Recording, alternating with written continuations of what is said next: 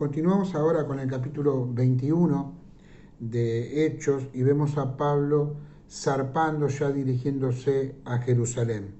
Mientras él estaba yendo para allá al avistar Chipre, la isla de Chipre, fíjense el versículo 3, dejándola a la mano izquierda navegamos a Siria y arribamos a Tiro, porque el barco había de descargar allí. Y dice, y hallados los discípulos nos quedamos allí 7 días, y ellos decían a Pablo por el Espíritu que no subiese a Jerusalén. Pablo empieza a recibir una serie de profecías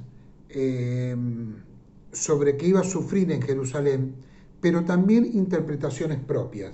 ¿Qué les quiero decir con esto? Pablo recibe profecía. La profecía era que en Jerusalén iba a sufrir, pero también estaban las interpretaciones propias de los hermanos, que le decían no vayas a Jerusalén porque en Jerusalén vas a sufrir.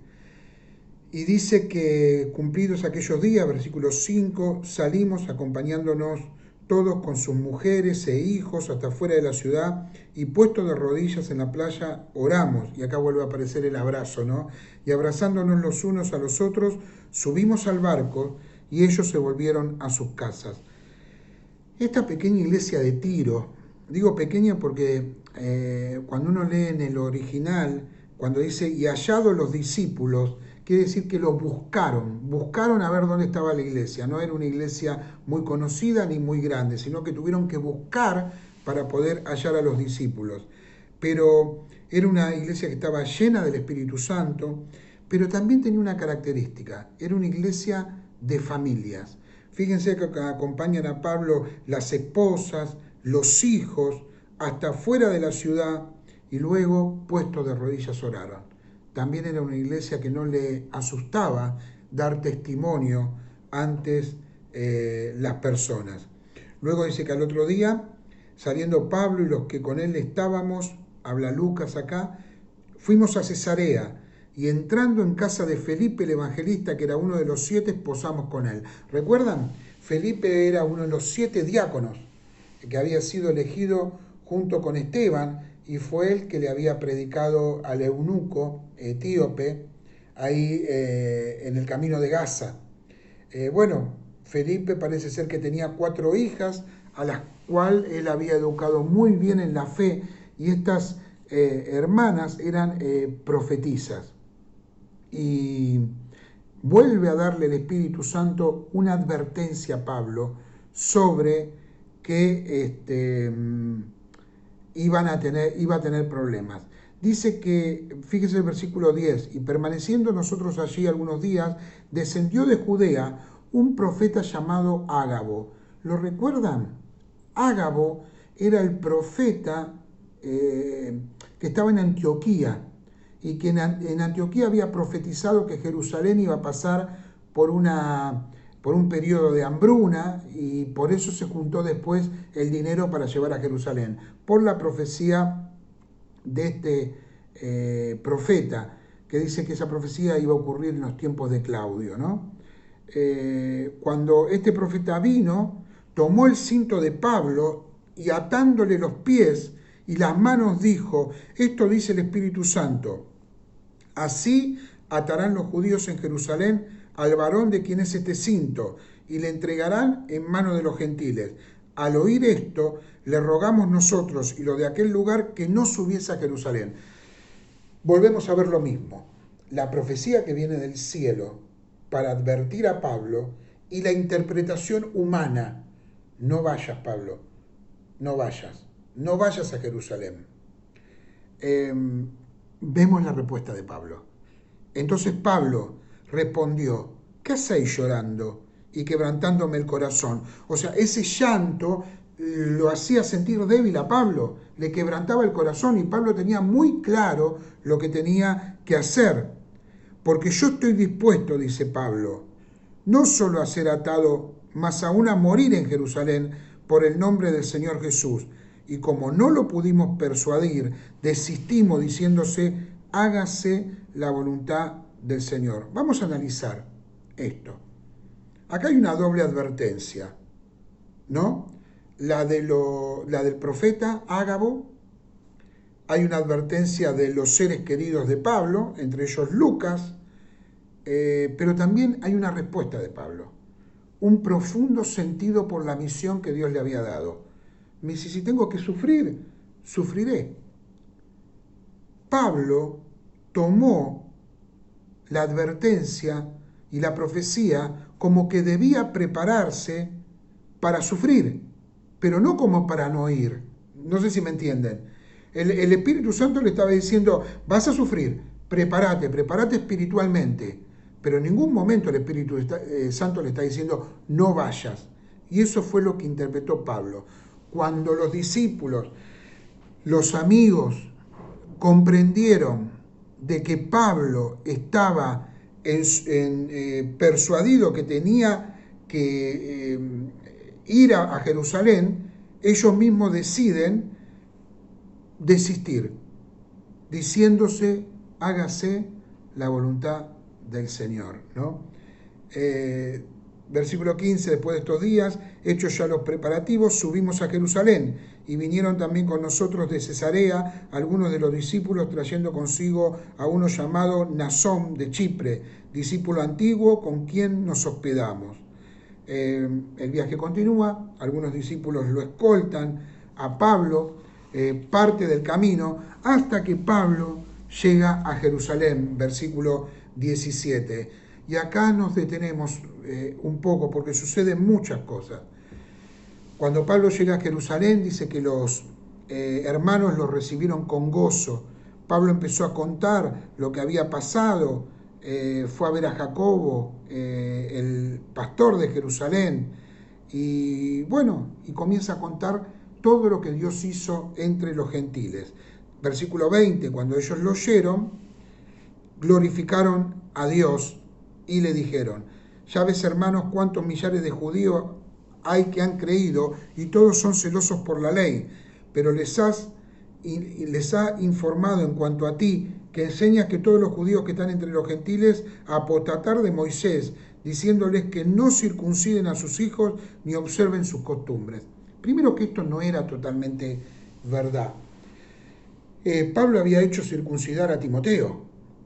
¿Para qué? Para valorar a los judíos que habían creído. Entonces, acá vemos un poquito el problema. Pablo tiene que... a ver, hermanos, yo creo que quizás Pablo no creía ya en estas cosas. Pablo no creía que un judío tenía que circuncidarse para ser cristiano o que debía seguir siendo judío. Pero acá Pablo es como que va una milla más, ¿no? Fíjense, ¿cuál era el problema? Miles, dice, de judíos habían aceptado a Jesús. Esos judíos eran legalistas, creían en la ley. Habían escuchado a Pablo, ¿no?, que enseñaba que la ley y la circuncisión debían abandonarse. Entonces se sugiere un trato. ¿El trato cuál era? Lo leemos acá, consistía en que Pablo hiciera un voto y un ritual judío. ¿Y el propósito cuál era? Mostrar obediencia a la ley. Esto parece como que le quieren torcer el brazo. ¿Y cuál era la razón? La razón era de que la iglesia judía, la iglesia de Jerusalén, ya había hecho un pacto con Pablo antes. Fíjense el versículo 25. Pero en cuanto a los gentiles que han creído, nosotros les hemos escrito determinando que no guarden nada de esto, solamente que se abstengan de lo sacrificado a los ídolos, de sangre, de ahogado y de fornicación. El pacto era, a los gentiles no les pidamos nada, pero los judíos mantengan el rito aún siendo cristianos. Entonces Pablo decide conciliar. Versículo 26. Entonces Pablo tomó consigo a aquellos hombres y al día siguiente, habiéndose purificado con ellos, entró en el templo para anunciar el cumplimiento de los días de la purificación, cuando había de presentarse la ofrenda por cada uno de ellos. Pero cuando estaban para cumplirse los 7 días, unos judíos de Asia, al verlo en el templo, alborotaron a toda la multitud y le echaron mano. Parece ser que se impidió que Pablo termine con este rito. Hermanos, acá vemos que había un gran legalismo en la iglesia de Jerusalén. Un gran legalismo. Pablo, años después, se animaría a ir más allá, cuando le escribe la carta a los Gálatas, a los Gálatas, y les dice, miren, ustedes no pueden seguir con estas cosas. Empezaron por la gracia y quieren terminar por la ley. Pablo elaboró todo esto y después lo volcó en sus cartas. Entonces, cuando está sucediendo esto, aparecen unos alborotadores, ¿no?, que acusan a Pablo, le hacen acusaciones falsas. ¿Cuáles eran? Que Pablo insultaba al pueblo judío, que Pablo destruía la ley y que Pablo contaminaba el templo. Eran las tres acusaciones que le hacían a Pablo, ¿no? Dice, este es el hombre que por todas partes enseña a todos contra el pueblo, la ley y este lugar. Y además de esto ha metido a griegos en el templo y ha profanado este santo lugar. Aparece una gran revuelta. Dice que toda la ciudad se alborotó y se agolpó el pueblo, apoderándose de Pablo, lo arrastraron fuera del templo e inmediatamente cerraron las puertas e intentaban matarlo. Las profecías se estaban cumpliendo. Cuando le avisó el comandante de la compañía que toda la ciudad de Jerusalén estaba alborotada. Y acá aparece otro cuadro de situación. Dios usa a los soldados para proteger a su siervo, como había hecho con el magistrado en Éfeso. Acá en Jerusalén los soldados protegen a Pablo para que Pablo pudiera testificar. Pablo es encadenado por razones de seguridad y dice que la multitud que estaba ahí, versículo 34, unos gritaban una cosa y otros otras, y como no podían entender nada de cierto a causa del alboroto, los mandó llevar a la fortaleza. El capitán no pudo descubrir ninguna causa en contra de Pablo. Pablo dice que literalmente es cargado por los soldados. La multitud sigue persiguiendo a Pablo. Es tremendo lo que pasa, ¿eh? Es tremendo. Pablo corría peligro su vida minuto a minuto. Luego a Pablo lo llevan a una especie de castillo para su propia seguridad. Y ahí Pablo, en la fortaleza, se identifica ante el comandante. Fíjense versículo 37. Cuando estaba a punto de meterlo en la fortaleza, Pablo dijo al comandante, ¿se me permite decirte algo? Y él le dijo, ¿sabes griego? ¿No eres tú aquel egipcio que levantó una sedición antes de estos días y sacó del desierto a los 4.000 sicarios? Lo confundieron con un terrorista egipcio. Pablo se identifica, dice que era un hombre culto, educado, porque le habló en griego, y que no era un revolucionario egipcio, que como se imaginaba este capitán. Y entonces Pablo contesta, yo de cierto, dice, soy hombre judío de Tarso. Cuando le dice de Tarso, recuerdan que habíamos dicho que Tarso era prácticamente una ciudad romana. Pablo era ciudadano romano. Una ciudad no insignificante de Cilicia, pero te ruego que me permitas hablar al pueblo. Cuando él se lo permitió, Pablo de pie en las gradas hizo señal con la mano al pueblo. Se hizo un gran silencio y comenzó a hablar en lengua hebrea. Increíble Pablo, ¿no? Increíble Pablo. Le habla en griego al encargado, ahí al comandante, y después en hebreo a los judíos, ¿no? Pablo era un misionero que conocía idiomas. Se le autoriza a Pablo. Pablo hace una señal pidiendo silencio y milagrosamente se hace silencio. El poder de Dios comienza a obrar en la vida de Pablo y Pablo comienza a hablar. Y acá comienza un sermón de Pablo en Jerusalén. Lo primero que vemos, Pablo da un mensaje para personas enojadas. Nosotros estamos acostumbrados quizás a predicar o a dar una clase de escuela dominical en lugares cómodos. La gente nos escucha. Lo máximo que nos puede pasar es que se nos duerman. Pero nadie nos va a tirar con una piedra. Sin embargo, Pablo, este sermón que hace acá, y sería lindo que algunos de ustedes hayan elegido este sermón como tarea, dice que comienza a predicar y dice: varones, hermanos y padres, oíd ahora mi defensa ante vosotros. Y Pablo comienza su defensa.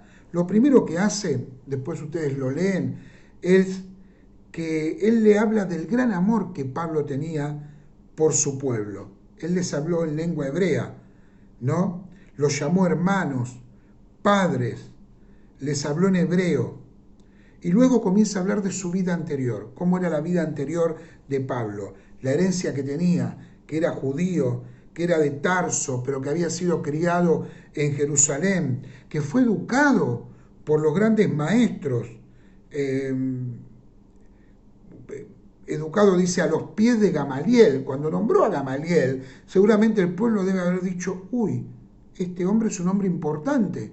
O sea, fue educado por Gamaliel. Gamaliel era uno de los más grandes de los judíos de aquella época. Y también él dice: yo soy celoso de Dios. Habló también que en su vida anterior era perseguidor de los cristianos, tenía hostilidad ante los cristianos. Y después comienza a hablar, desde el versículo 6, de su conversión, yendo por el camino a Damasco. Dice que ve una luz en el cielo, se encuentra con el Señor lo acusa del pecado de perseguirlo. Él le dice: Señor, ¿quién eres? Y el Señor se le declara: yo soy Jesucristo, el Señor.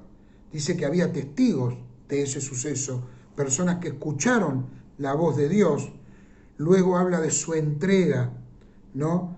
Dice que Dios le da una orden, que vaya, que se levante, y que iba a ir un varón piadoso llamado Ananías, que era temeroso de Dios. Ananías lo sana. Versículo 13, vino a mí, acercándose me dijo: hermano Saulo, recibe la vista. Y yo en aquella misma hora recobré la vista y lo miré. Y él dijo: el Dios de nuestros padres te ha escogido para que conozcas su voluntad y veas al justo y oigas la voz de su boca. Pablo tiene un llamamiento y una gran comisión: conocer la voluntad de Dios, ver al justo, dice acá la palabra, escuchar su voz, ser testigo a todos los hombres, judíos y gentiles. Y dice que él estaba orando, ¿no? Y en el templo, y le sobrevino un éxtasis, y le vi que me decía: date prisa y sal prontamente de Jerusalén, porque no recibirán testimonio acerca de mí. Yo dije: Señor, ellos saben que yo encarcelaba y azotaba en todas las sinagogas a los que creían en ti. Y dice: pero yo te mando. Y dice que él fue a Jerusalén para alcanzar a los judíos. Y versículo 21 termina: pero me dijo: ve, porque yo te enviaré lejos a los gentiles. Dios le dice: anda, predicale a los judíos y luego predicale a los gentiles. Todas estas personas estaban escuchando la predicación de Pablo. Luego Pablo comienza a reclamar sus derechos legales, porque el pueblo lo estaba rechazando. Los soldados rescatan a Pablo y Pablo reclama defensa legal como ciudadano romano. Esta era la carta que tenía Pablo, el as que tenía Pablo ante el comandante. Cuando él se identifica ante el tribuno como ciudadano romano, se le respetan sus derechos. Y dice que al día siguiente, queriendo saber de cierto la causa por lo cual le acusaban los judíos, los soltó de las cadenas y mandó a venir a los principales sacerdotes y todo el concilio, y sacando a Pablo los presentó ante ellos. Hermanos, Pablo, dice la palabra de Dios, que es defendido por este tribuno romano. Y Pablo hace un gran reclamo.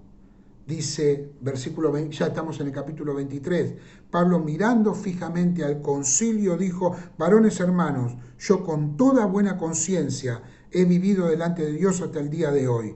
Y pide respeto. Pablo pide respeto. El sumo sacerdote ordena golpearlo. Pablo lo maldice al oficial, porque dice, entonces Pablo le dijo, Dios te golpeará a ti, pared blanqueada, entonces tú sentado para juzgarme conforme a la ley y quebrantando la ley me mandas golpear. Tremendo. Y Pablo, al ver que había dos partidos diferentes, los saduceos y los fariseos, crea una división entre ellas. Los saduceos no creen en la resurrección, los fariseos sí. Esa estrategia funcionó y Pablo es rescatado. Acá hemos llegado hasta el capítulo 23, versículo 10. Vemos un Pablo lleno del Espíritu Santo, ¿no? Es digno de leer esto, ¿no? Porque dice, cuando dijo esto se produjo disensión entre los fariseos y los saduceos, versículo 7, y la asamblea se dividió, porque los saduceos dicen que no hay resurrección, y hubo un gran vocerío y levantándose los escribas por parte de los fariseos, contendían diciendo, ningún mal hallamos en este hombre, que si un espíritu le ha hablado o un ángel, no resistamos a Dios. Y haciendo gran disensión, el tribuno, teniendo temor de que Pablo fuese despedazado por ellos, mandó que bajasen soldados y le arrebatasen de en medio de ellos y le llevasen a la fortaleza.